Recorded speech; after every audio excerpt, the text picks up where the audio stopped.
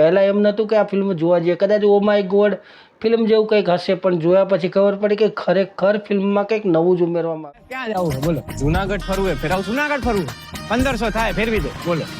હે ને ડામો કુંડ તમારો ને આ ગિરનાર હિમાલય કરતા જૂનો ને આમ હે ને ઉપર પીપળો હે પ્રાચીન.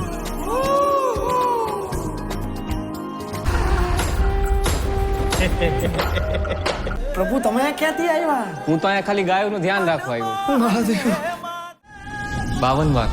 બાવન તમને નથી ખબર ને? તો કેમ છો? હું છું તમારો દોસ્ત એમ જે ગુજરાતી. સ્વાગત કરું છું તમારા બધા મિત્ર પરિવારનું આપણા આજના વિડીયોમાં. આજે વાત કરી છે એક નહીં, બે નહીં, ત્રણ નહીં, પણ ચાર ફિલ્મો વિશેની, જે ગુજરાતી ફિલ્મો અત્યારે ખૂબ જ કહેવાય ને કે દિવાળીના વેકેશન પછી જે ગુજરાતની પબ્લિક જે આજે સિનેમા હોલ તરફ દોડી રહી છે અને સિનેમાના શો હાઉસફુલ બતાવી રહી છે. આજે વાત કરી છે એવી 4 ફિલ્મો વિશે. પહેલા નંબર પર વાત કરી દઈએ ફિલ્મ વિક્રમ નંબર 1, જે અત્યારે જ્યાં પણ રિલીઝ ન થઈ હતી તે તમામ શહેરોમાં ફરી રિલીઝ કરવામાં આવી રહી છે. એટલે વિક્રમભાઈ ઠાકોરનો જે પણ ચાહક વર્ગ છે, જે પણ એમનો મિત્ર વર્ગ છે, તે તમામ એનો આનંદ હવે લઈ શકશે. બીજા નંબરની વાત કરીએ તો ફિલ્મ ચણિયા ટોરીની, જેનું આજે આ વીક સુધીનું બોક્સ ઓફિસ કલેક્શન ગણીએ, અત્યાર સુધીનું એનું કલેક્શન ગણીએ તો અંદાજે તે 14-15 કરોડની આસપાસ પહોંચવામાં આવી રહ્યું છે. સાથે સાથે પાછળ હમણાં જ રિલીઝ થયેલી ફિલ્મ મિસ્રીનું કલેક્શન કહીએ તો પણ તે 3-4 દિવસમાં 80 લાખની આસપાસ એનું કલેક્શન પહોંચવા આવ્યું છે. અને આ બધાની રેસમાં સૌથી પાછળથી આગળની સ્પીડ પકડી છે, એટલે કે સ્પીડ પકડી રહી છે આજે એ ફિલ્મની વાત કરી છે તે છે ફિલ્મ લાલો. અને આજે બધા ગુજરાતીઓને લાગે છે વાલો, એટલે ફિલ્મ લાલાની વાત કરવી છે. તો આજે આપણે બધા જ ફિલ્મો વિશેનું વાત કરવાની છે. તમારી સાથે વાત કરીશું ચણિયા ટોરીનું બોક્સ ઓફિસ કલેક્શન 15 કરોડે પહોંચવા આવ્યું છે, મિસ્રીનું 80 લાખ અને લાલાનું બોક્સ ઓફિસ કલેક્શન ગણીએ અત્યાર સુધીનું તો 5 કરોડ થયું છે. પહેલાંની શરૂઆતમાં જ ફિલ્મ લાલો 3-4 લાખ રૂપિયા આવતું હતું રોજનું, પણ એકદમ એની સ્પીડ વધી ગઈ છે, કારણ કે ગુજરાતીઓની જે જોવાની ભાવનાઓ હતી તે દિવસે ને દિવસે આ ફિલ્મની હરીફાઈમાં વધી ગઈ છે. અને એમ પણ કહીએ ને કે બધા જ સિનેમા અત્યારે આ ફિલ્મના આ શોના વધારેમાં વધારે ચાલવા લાગ્યા છે. કેટલાક સિનેમામાં એક્સ્ટ્રા શો પણ આ ફિલ્મ માટેના રાખવામાં આવ્યા છે અને ફિલ્મ બધી જ જગ્યાએ હાઉસફુલ થાય છે. વડોદરા હોય, આણંદ હોય, સુરત હોય, જુનાગઢ હોય, રાજકોટ હોય, અમદાવાદ હોય, દરેક જગ્યા ઉપર લાલો ફિલ્મના શો હાઉસફુલ થાય છે. હવે ફિલ્મની વાત કરીએ તો ફિલ્મની સ્ટોરી શું કહેવા માગે છે. ફિલ્મની વાત કરીએ તો ફિલ્મમાં એક મિત્ર એટલે કે ભગવાન અને ભક્તની ખાટી મીઠી વાતો આ ફિલ્મમાં તમને જોવામાં મળશે. ફિલ્મમાં જે લાલો અને જે કિરદાર નિભાવી રહ્યા છે કૃષ્ણ ભગવાન, તે પણ તેનું નામ છે લાલો. આ બંનેની જે પણ આ ફિલ્મમાં ભક્તિની તમને લાઈન બતાવવામાં આવશે એ સરસ મજાની છે. સાથે સાથે સૌરાષ્ટ્રની કાઠિયાવાડી બિલકુલ ભાષામાં બનેલો આ ફિલ્મ અને જૂનાગઢના એવા કેટલાય દ્રશ્યો તમને જોવા મળશે. ઘણી બધી ફિલ્મોમાં પહેલાં જૂનાગઢ તમે કદાચ જોયું જ હશે, પણ આ ફિલ્મમાં એવા કેટલાક દ્રશ્યો બતાવવામાં આવશે જે તમને જોવાની ખૂબ જ મજા પડશે.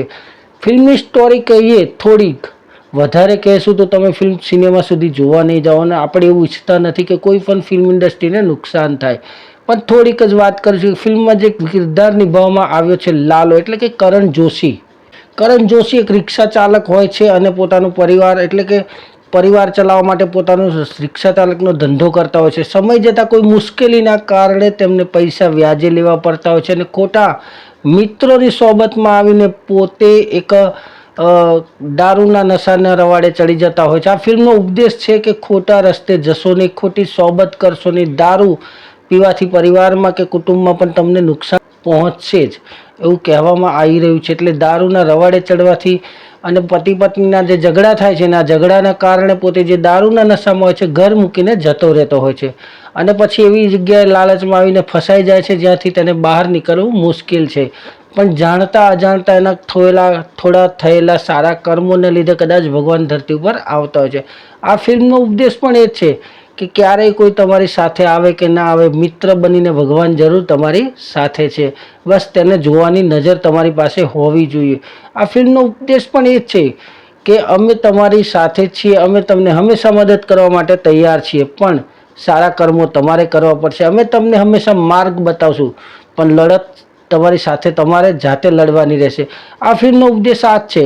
જ્યારે લાલો કોઈ સંકટમાં ફસાઈ જાય છે અને જ્યાંથી એને એમ લાગે છે કે હવે બહાર નહીં નીકળી શકું, ત્યારે જે ભગવાન કૃષ્ણ તેની મદદે આવતા હોય છે. પણ ભગવાન તેની મદદ તો કરે છે, પણ એને ખાલી માર્ગ બતાવે છે અને કહે છે કે હવે નીકળવાનું તારે આ રસ્તેથી છે, તારા જાતે જ નીકળવું પડશે. કારણ કે હંમેશા કૃષ્ણ રસ્તો બતાવશે, બહાર નીકળવાનો માર્ગ તો તમારે શોધવો પડશે. એટલે આ ફિલ્મનો ઉદ્દેશ પણ આ જ છે કે હું મદદ કરાવીશ, પણ રસ્તો તમારે કરવાનો છે. આ ફિલ્મમાં ઘણા ડાયલોગ, એ ભાઈ બાર કાઢીને કેટલા દિવસથી હલવાયો છું, એ તું લાલો છે ને, આવા ઘણા બધા સંવાદો આ ફિલ્મમાં જે કાઠિયાવાડી બોલીમાં છે, તમને ખરેખર જોવાની મજા આવવાની છે.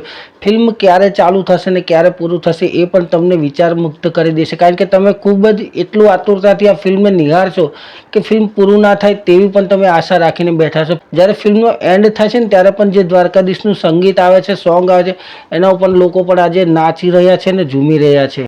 એટલું જરૂર કહીશ કે ફિલ્મ ખરેખર સરસ મજાની બની છે. ભક્તિ ક્યારે કરવી જોઈએ, ભગવાનનો એક ઉદ્દેશ આ ફિલ્મમાં બતાવવામાં આવ્યો છે કે તમે ભગવાનને ગમે ત્યાં શોધો છો, પણ તમે તમારી નજીક પોતાના અંતરાત્મામાં, પોતાના દિલમાં શોધતા નથી. કારણ કે હું હંમેશા તમારી સાથે જ રહું છું. ફિલ્મમાં નિભાવેલા દરેક કલાકારોનું પાત્ર બહુ સરસ છે, બધાનો અભિનય સારો છે. કદાચ તમે સિનેમા હોલ સુધી જવા માટે મજબૂર બનશો, કારણ કે અત્યારે ખૂબ જ ટ્રેન્ડિંગમાં ફિલ્મ લાલો ચાલી રહ્યું છે અને લાલો ફિલ્મ કલાકારો પણ દરેક થિયેટર સુધી જઈ રહ્યા છે. ફિલ્મ જોવાની તમને ઘણી મજા આવશે, કારણ કે આ ફિલ્મમાં ભક્ત અને જે ભગવાન છે તેમની જે રોકઝોક છે, ખાટી મીઠી લડાઈ છે, તે આ ફિલ્મમાં તમને ખૂબ મજા આવવાની છે જોવા માટેની. હું જોઈને આવ્યો છું એટલે હું ઘણો એક્સાઇટેડ છું કે આ ફિલ્મ બહુ મસ્ત હતી, બહુ મજાની હતી. પહેલાં એમ નહોતું કે આ ફિલ્મ જોવા જઈએ, કદાચ ઓ માય ગોડ ફિલ્મ જેવું કંઈક હશે, પણ જોયા પછી ખબર પડી કે ખરેખર ફિલ્મમાં કંઈક નવું જ ઉમેરવામાં આવ્યું છે અને ખરેખર મજા આવે એવું ફિલ્મ છે. જે મેં કહ્યું ને કે લાલો રિક્ષાવાળો છે અને ખોટી સોબતના રવાડે ચડી જાય છે અને પછી લાલચમાં આવીને કોઈ જગ્યાએ ફસાઈ જાય છે અને પછી જાણતા અજાણતા જેને નાનપણમાં કરેલા સારા કામોથી ભગવાન એને પ્રસન્ન થતા હોય છે. આ ફિલ્મનો ઉદ્દેશ મેન એ જ છે કે તમે કર્મ કરતા રહો, હંમેશા મદદ કરતા રહો કે કોઈ સારા કાર્ય કરતા રહો. ભગવાન હંમેશા તમારી નજર સમક્ષ છે, તમારી સાથે છે, તમારી સાથે આવવાના છે. બસ તમને એ આંગળી ચીંધવાના છે, તમને મદદ માટેનો રસ્તો બતાવશે, એ મદદ કરી આપશે નહીં. હા, એ તમારી સાથે છે, તમારી હિંમત બનીને રહેશે, પણ એ તમને રસ્તો બતાવશે. લડત તમારે લડવાની છે, કાર્ય પૂરું તમારે કરવાનું છે. એટલે ફિલ્મમાં ઘણા બધા આવા ઉપદેશો છે જ. ફિલ્મ જોવાની બાકી હોય તો તમારે નજીકના સિનેમા હોલમાં હજુ પણ ફિલ્મ લાલો, આપણે એ વિશેની વાત કરી લઈએ કે ફિલ્મ બધી જ સિનેમા હોલમાં ચાલુ છે. તમારી આજુબાજુ નજીકના સિનેમા હોલમાં પણ આ ફિલ્મ જરૂરથી ચાલુ છે. જો તમારે ફિલ્મ જોવાનું બાકી હોય તો જરૂરથી જોઈ લેજો. ને હા, તમે આ ફિલ્મ જોઈને આવ્યા છો તો તમને કેવું લાગ્યું છે તે પણ ફિલ્મ અમને કોમેન્ટમાં જણાવી દેજો. ફરી મળીશું કંઈક નવી જ અપડેટ સાથે. ત્યાં સુધી જય હિન્દ, જય ભારત.